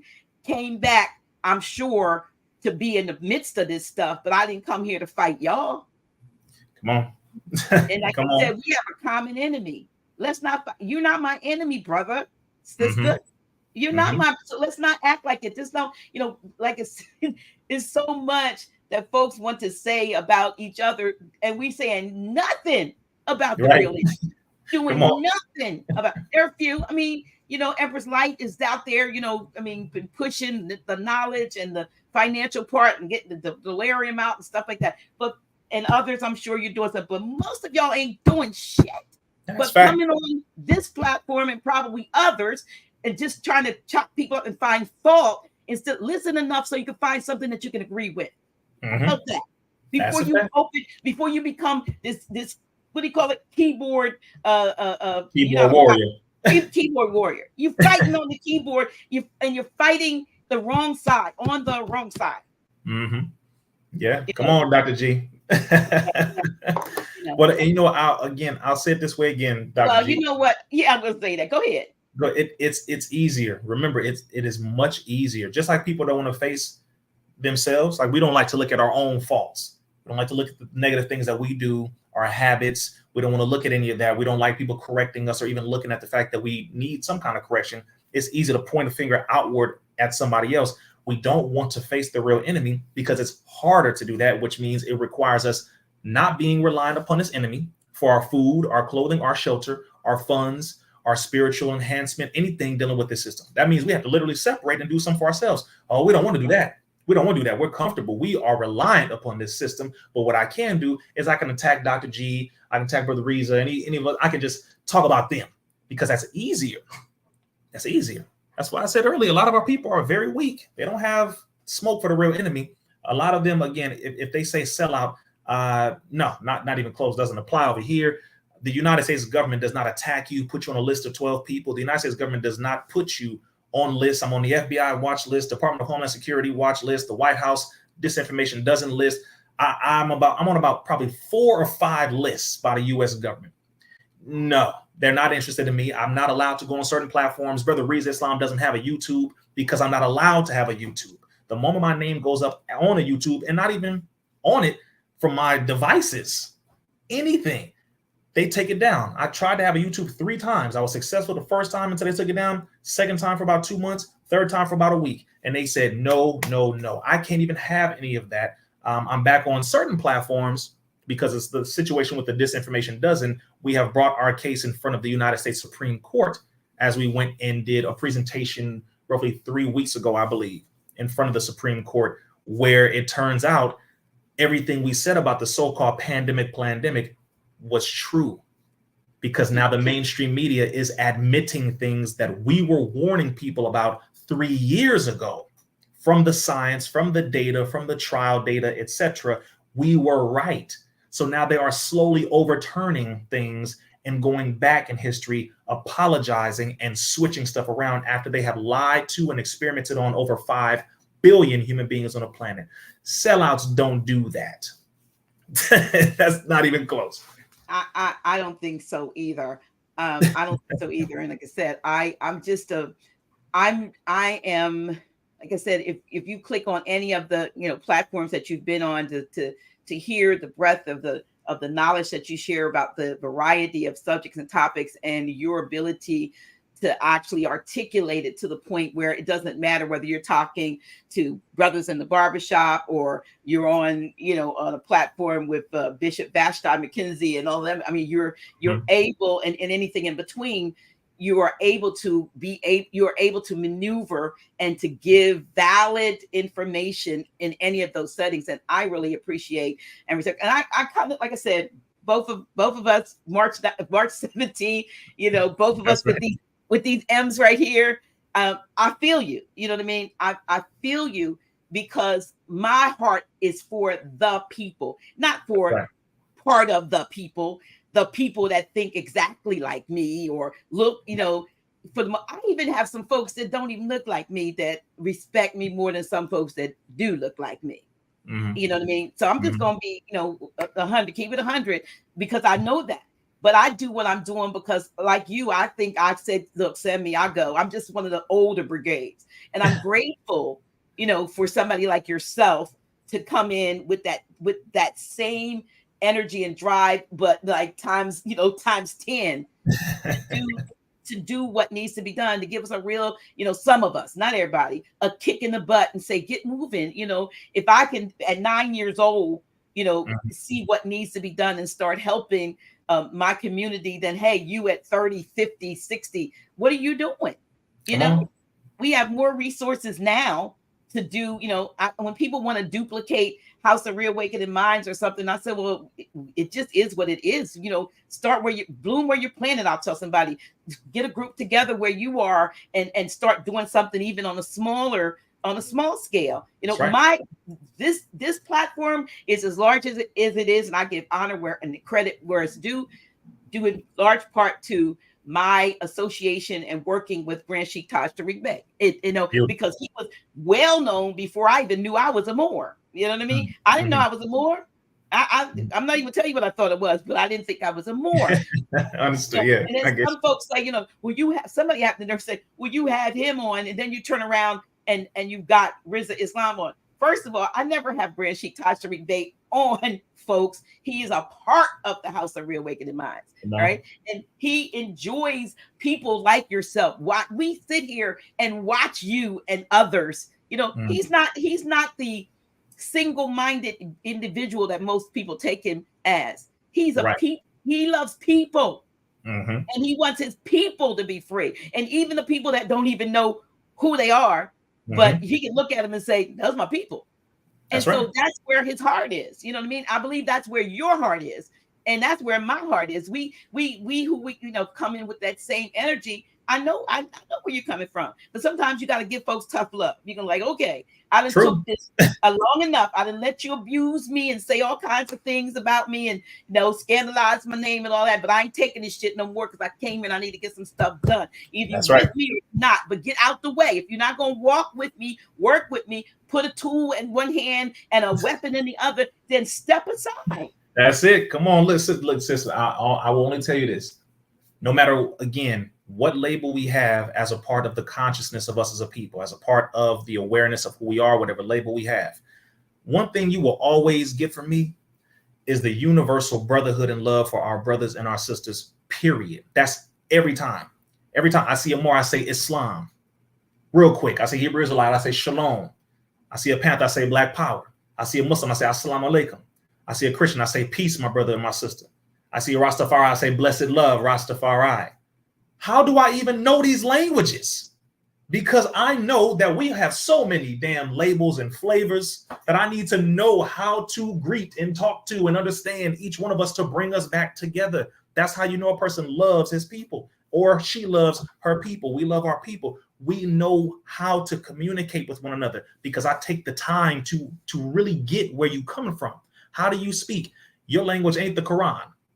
Your language isn't the Bible. Okay, your language is what? What language are you speaking so that I can get to you and bring you to the reality, which is we have to build, right? Absolutely. Absolutely. Most of our people, as you said, have a one-track mind. They don't even know how to greet one another in the universal languages. Even when I talk about my nation of God and earth, my 5% brothers and sisters, I say peace to the gods and earth. They be like, bro, know the language. Yes, I need to know about the 120s. I need to know about the 7. I need to know about all of this. I need to know. I have to know. Because in order for us to be free, we must at least know the languages that our people speak. At least know some part of it. Because we are involved in all of it. We are connected in all these ways. How can you be the same shade and have so many different labels? To me, it's crazy at one point, but then on the other end, I get it because we are the people of the original knowledge of the universe itself. We make up all of this. It is us. So therefore, we must know it. That's why I'm not just, as you can see, just the Holy Quran. Of course not. No. No, don't even get it twisted. No. Do I know some of the Bible? Yes. Do I know some of the Holy Quran? Yes. Do I know some of the 120s? Yes. Do I know some of the, as far as the Pan-Africanist ideology? Yes. Do I know something about the Moorish science and philosophy of Prophet Noble Drew Ali? Yes. Do I know? Yes. Yes. And I invest my time in it because I love my people who are involved in all these areas. Don't ever come at me with the nonsense that you have in your head. If you want to be divisive and be weak, that's you. But Brother Rizza loves his people, as you said, and that tough love side, sister. Sometimes some of our people get really beside themselves. They really do, because they believe something so deep in the negative. They believe the lie, they believe the rumor that they heard, and they get stuck in that. And sometimes they'll get to a point to where they get real verbal and nasty and disrespectful and all that. The last point, of course, is when they try to get physical. So I'm going to say it on this platform. I recommend any of you who have this sick mentality, I would not, if I were you, try to run up on Brother Rizza. I just have to make it clear. And I'm talking to the agents too. You don't get paid enough. Trust me, you do not get paid enough to push that button, because my security will have a hard time getting me off of you. And I mean that. That's only for those who it applies to. Outside of all the ideological talk and all that, okay, we can miss all that. Down on the ground, in reality, some people who look like us are very mentally off. And sometimes you have to put them back on their square, back on the balance of who they really are. And that comes by way of tough love at times. So I just recommend that. Well, listen, let's just, before we go, 2 other things I want to cover. Yeah, that's right. Like, for those who didn't hear at the beginning, you 6'6", 200 pounds. I wouldn't take you for, I was thinking about the brother, Montel Jordan. I was like, I had no idea he was. So yeah. I was like, that brother's tall. That's right. But anyway, April, 2 things. Let's do this first. you have a product and some products. I want to make sure we you're doing something. You have some. I want you to share about your health product. I read that you have, or I don't know if it's products or if it is a product. Because could you tell us a little bit about what you have that's available to help us with our well-being? Absolutely. Well, the first thing is, as a result of educating, traveling the country and the world, educating our people about what this government is doing, what their next move is, some solutions, et cetera, et cetera. I got to the point where the educating that's just one piece. All right. Just like, okay, we can have the word, but we need action behind the word. Okay. So I said, okay, I can't just keep talking. Over 5 billion people took at least one dose of that poison that the government issued. Okay. Which means down the line, there's about to be an avalanche of health issues that people are now facing. They did a analysis and a study on 99 million people who took at least one dose of the shot, the COVID-19 shot. And what have they determined? Neurological issues, brain issues, heart swelling, not only myocarditis, but also pericarditis, not only encephalopathy, which is brain swelling, but also reproductive issues, Guillain-Barré syndrome. This is a mainstream study that came out of the United Kingdom from studying 99 million people recently. This was, I think, a month ago. They revealed that people who took that, at least one dose of the shot, these are the issues. So I said, okay, I can't just keep educating the people. I have to get with someone who has some physical solutions that can help with their bodies. That's my biggest issue. Because, okay, great. Now the people know the problem. What's the solution? I can try to refer you to somebody, which is what I wanted to do, was find someone who already had some different supplements and things like that to help detox and to help balance with good health. I couldn't find anyone. And it doesn't mean that someone doesn't exist. I couldn't find someone whose supplement was 100% something that I could get behind. Again, I'm not saying it doesn't exist. I'm just saying I couldn't find one. And I said, okay, either I'm just going to sit here and say, well, I can't help our people. I guess that's it. Or I can say, I need to get up and do something about it by creating a solution. And this is a very big deal. I want y'all to hear what I'm saying. I got together with some scientists, Black scientists, PhD cellular molecular biologists is one of them, herbal physicians, medical doctors, and came up with a formula that addresses the neurological part of the body, brain and spinal cord, reproductive system, and primarily the immune system. These are the main areas of the body that we are having issues with globally, just in general. And then, of course, something that helps with detoxing all in one. And I was able to come up with this. It is called intellectual power. Now, if you go to intellectualpower.net, everything that you will ask and want to know is on the website, intellectualpower.net. As I said, I had to create a solution. And the point is, I couldn't just sit here and just continue saying, well, here's the problem, here's the problem, here's the problem. That was it. Now, people can say whatever they want. Brother Rizza Islam put up his own money. I literally used the last of what I had. I have no co-signers. I received no grants from this government. I took out 0 loans from this government. I owe no one. This is not a 51% majority owner supplement. This is 100% owned, Black owned, produced, harvested. We harvest the herbs directly out of the ground. Where does it come from? From the island of St. Lucia.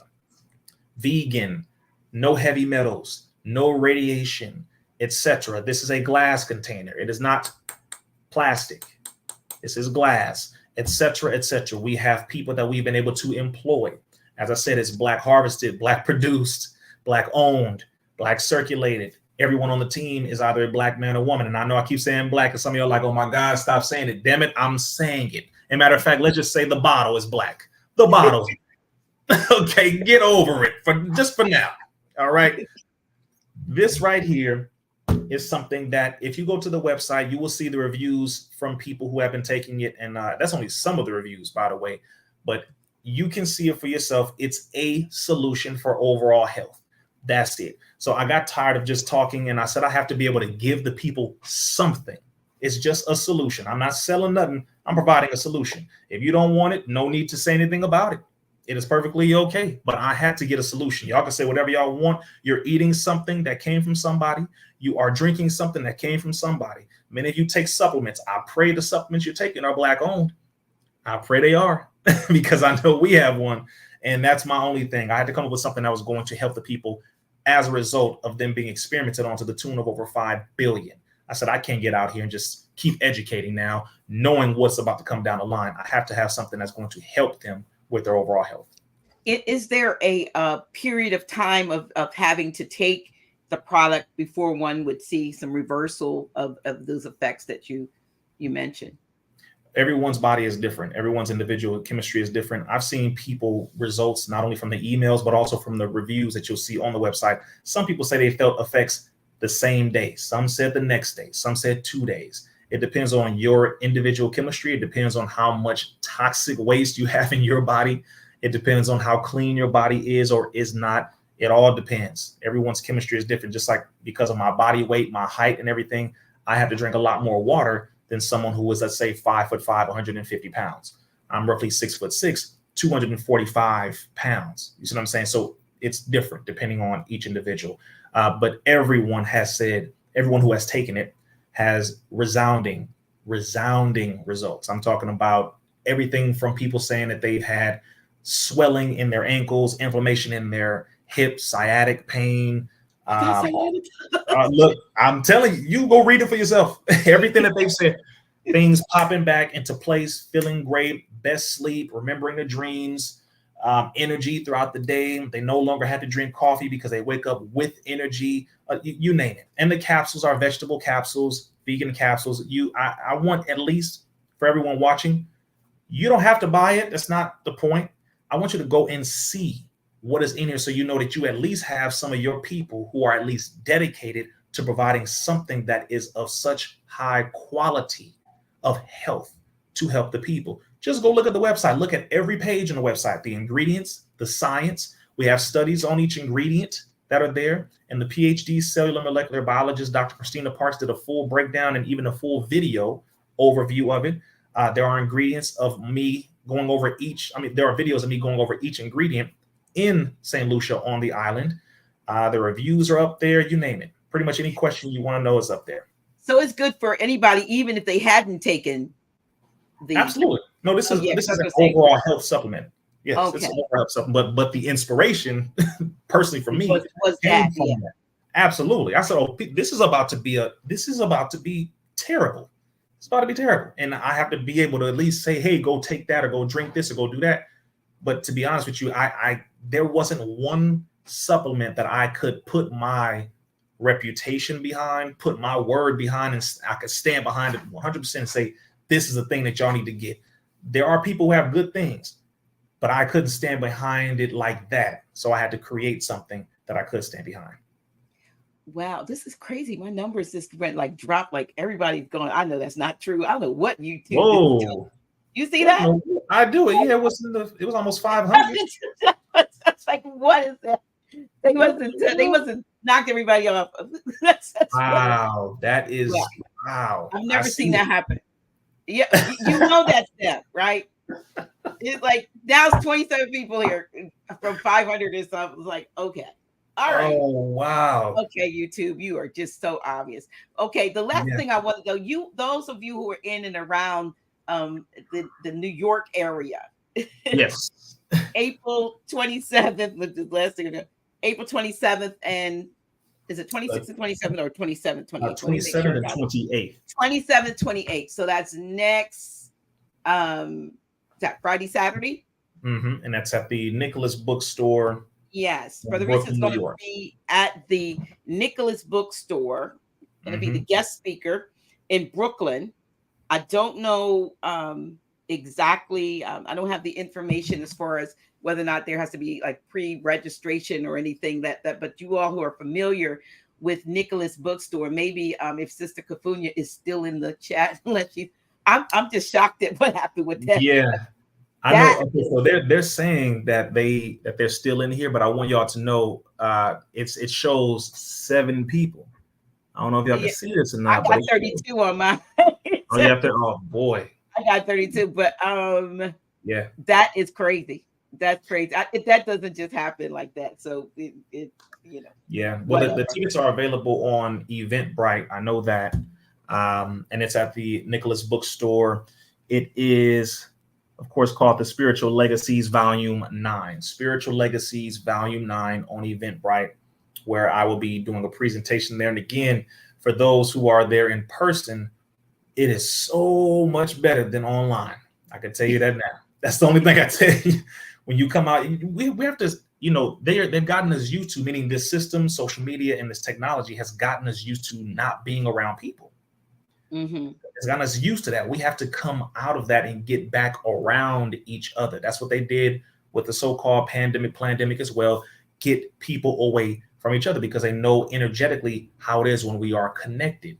We are far more powerful. We get more done. They know this. So we have to get used to getting back around one another. That's my biggest point as well for those who are watching. So if you go to Eventbrite, you will see this right here, Spiritual Legacies. You'll see this right here. I know it may not be able to see it entirely, but if you go there, Eventbrite, Rizza Islam Spiritual Legacies Volume 9 at the Nicholas Bookstore. And for those who follow me on Instagram, it is Rizza Islam IX on Instagram. You can click the link in my bio there, and you will be able to have access to the tickets right there. But yes, definitely want to pull up, y'all, the 27th and the 28th. And it's a big deal. It's a big deal. Again, I love seeing us in person more than anything else. And do not allow this system to keep us divided from one another. Whatever religion, whatever title, whatever label, show up. And also, I encourage you to bring the children.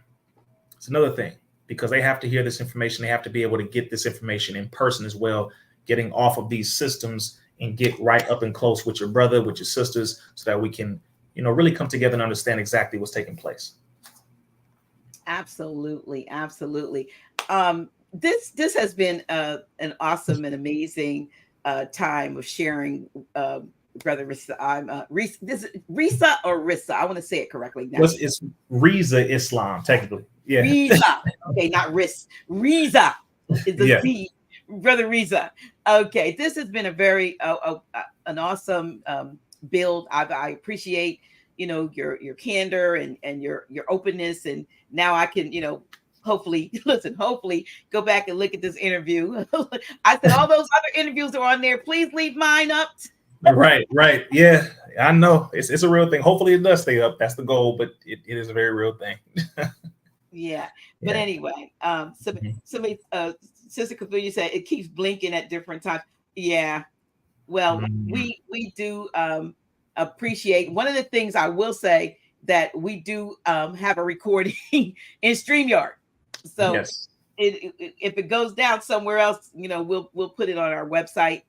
And really, though, I appreciate this. Y'all share this with others. I'm going to put up our little disclaimer thing about about the views and opinions and so forth, which won't make any difference to them. So when they see your name, it's like, there he is again. Yeah. Well, real people recognize real people. And I know that there are real people in every area of our communities, and everywhere I go, it's nothing but real people. And it's the funny thing is, you would think when it comes to those of us doing this work, you would think we really got out here and did some bad stuff to folks. And I'm talking about the ones who are legitimately doing good work. I'm not talking about those who pretend like they're doing good work and are really messing around people. I mean, those of us who legitimately have done and are doing good work. You would think, boy, we done punched somebody's mama and stole stuff. And I mean, you would really think so. Okay. And it's, but again, those who have the real love and who are really out here doing the good work, I salute all of you, including yourself, sister, for having this platform sincerely, because it is needed. And we have to be able to have these conversations with one another, regardless. We have to. I don't know how long division is going to be fashionable for some people. I don't know how long it's going to be, but I'm not interested in it. I'm actually going on any platform, really, when it comes to our people. I've been on all kinds of platforms, from hip hop to the conscious community to I've been on platforms, just to give you an example, sister. I've been on platforms like InfoWars with Alex Jones. Okay. Okay. And we know how they got after what they did to him. Yeah. Do you see what I'm saying? So I've been all the way over there. If I can do that, then what are any of y'all talking about? I'm not afraid to go on any platform and speak the truth. Right. See what I'm saying? On behalf of our people, there is no anything dealing with that other side. They know what it is. They're like, no, he represents his people. That's it. He don't trust the system. He doesn't trust us as a group. I told Alex Jones that on his show. I said, no, I would never trust white people as a group. He was like, well, I understand. I was like, yeah, absolutely. And so, but it was respect. It's like, okay, right. Simple as that. So I'm definitely excited, sister, and hopefully we get to see. I know we said you won't be there, but my event actually, look, it's taking place at the same time. Our Spring into Action Conference 2024. So we are, and actually, I'm gonna when we go off, I'm gonna ask if you would stay on for just a minute because I have something that someone asked me to share with you off camera, and I want to do that. Make sure I do that. Just had to rung a bell because the note is like right here. Absolutely. But yeah, I wish I could. I really wish I could, but I'm glad now. Well, I'm happy. I was surprised that you already knew who I was a little bit. But yes. now we have that familiarity, and that is as can somebody's okay. Well, yeah, I'm looking at the questions and so forth. But we appreciate, most of us, for the most part, this is appreciate, and especially y'all, those of you who have or know someone who has, been experiencing problems since they did, certain things and took certain things into their body. You really need to check out this product. You really need to check out the product, and I'm going to, and I didn't, but if it helps with what is it called, sciatica, because I'm in physical therapy. I'm like, I need something to heal my nerves and whatever that sciatic nerve. So really, I'm going to check it out. And those of you, who know, or even if you haven't, like he said, it's good for overall health and well-being. And, it seems like the product has been made with love and care, and with products that we can trust, ingredients rather that we can trust. And so you really need to check it out. And if you will you have the product at the event? Yes, we will have a small amount in New York at the Nicholas Bookstore presentation. We will. It's going to be a small amount, y'all. I'm just letting you know. Every city that I've gone to, it has sold out. We have never had enough. I'm just letting y'all know right now. Philadelphia, Baltimore, DC. I mean, it is, yeah. So it is first come, first serve when it comes to that. Just letting y'all know that right now. Otherwise, just purchase it online, and you have the link. It's right here. I've left it up. And some of you that won't be in New York, I will see you hopefully here in Delaware. We have the Empress, Her Majesty Chakra Reverend Ingrid as our keynote presenter, and others, Grand Sheikh Tajri Bey, who folks love, and Brother Abdullah Bey. I'll put that up. But go where you're being led to go. That's what I say. Go where you're being led to go, and where it's most I guess more advantageous for you to get to, because some folks, if you're at New York, go to Nicholas and get to meet the brother Rizza in person, or Rizza. That's yes, ma'am. Rizza Islam. Rizza Islam in person. But thank you so much. I don't know what happened with those likes or numbers or whatever, but I know folks are on here, because all of a sudden I was like, yeah, no, they did. Yeah, they did something. But share this link. Share the link so folks can look at the replay, and also especially to get this information and go on there and buy them out. Absolutely. I appreciate you, sis. Thank you again for having me, and shout out to everyone who attended and watched. Truly appreciate all of you, and we pray that your family is well and you're able to build, separate, and do something for yourself. So don't go anywhere. Don't go anywhere. Okay, so we're asking to stay on here for just a minute. And again, like I said, I thank you all for being here.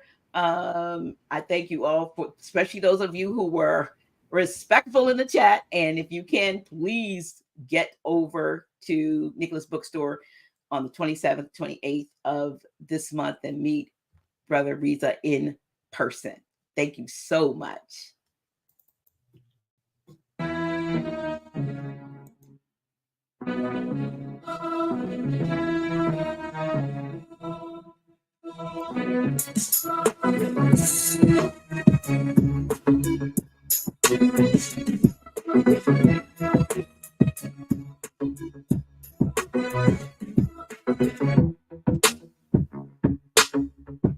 Dr. G.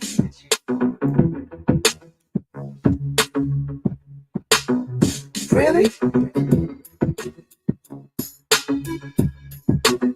Who's she? Yeah, that's me. Dr. G.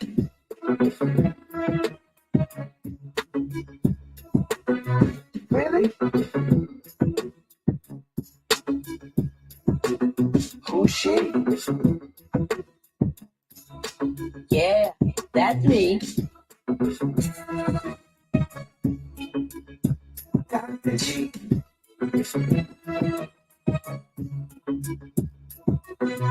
Really? Who's she? Yeah, that's me. Dr. G.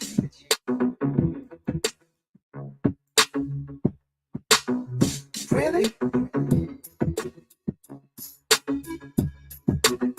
Who's she? Yeah, that's me.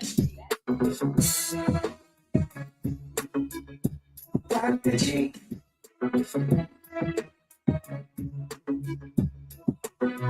Really? Who's she? Yeah, that's me. Dr. G.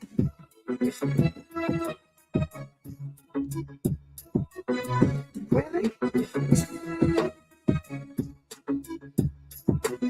Who's she? Yeah, that's me. Dr. G.